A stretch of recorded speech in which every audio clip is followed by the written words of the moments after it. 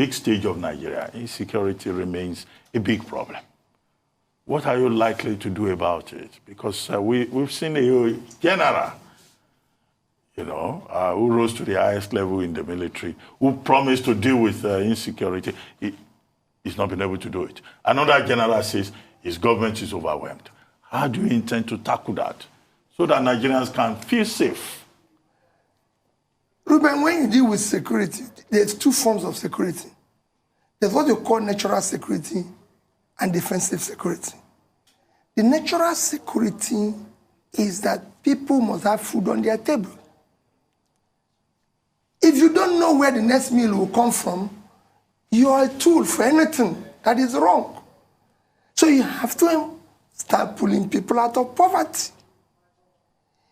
In the defensive security, which is because all this banditry, everything you're seeing, kidnapping 80 people, taking people, putting them in house, kidnapping and all that, the agitation, everything is cumulative effect, I said everything, of leadership failure, of not investing in the human beings by making sure they have a means of livelihood. Now they don't have a means of livelihood.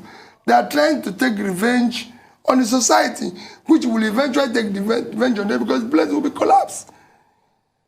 So, what you need to do is aggressively genuinely start pulling people out of poverty. It's been done everywhere in the world. Then, on the defensive security, is a renewable asset. Security is not something you wait until there's an issue and they start reacting. You need to be doing procurement of necessary equipment, employment of necessary manpower. Nigeria is the only country I know with this big size, with one single policing. No, shouldn't be.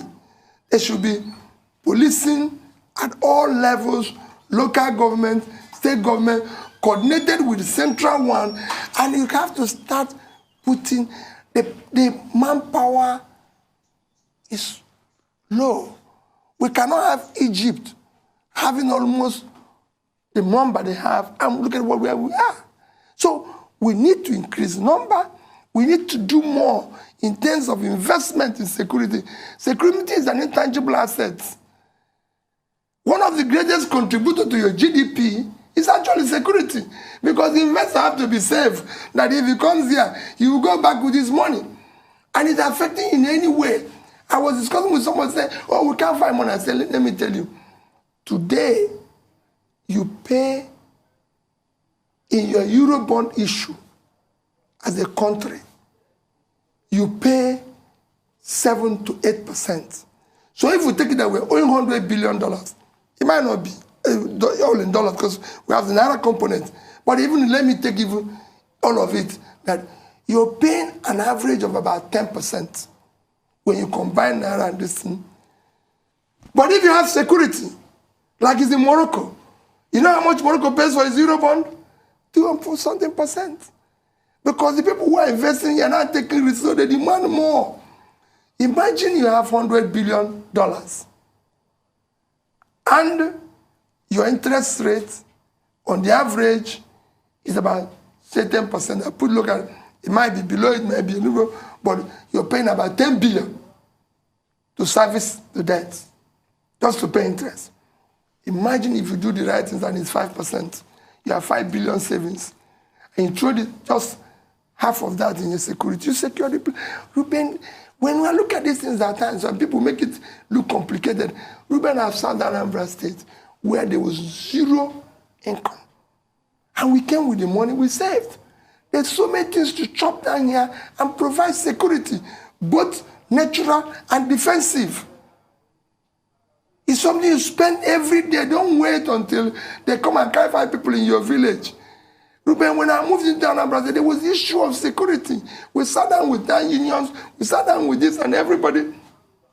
Go, before I left, every community in Anambra State have a functional security paid by government, provided with vehicle, and every gadget they need.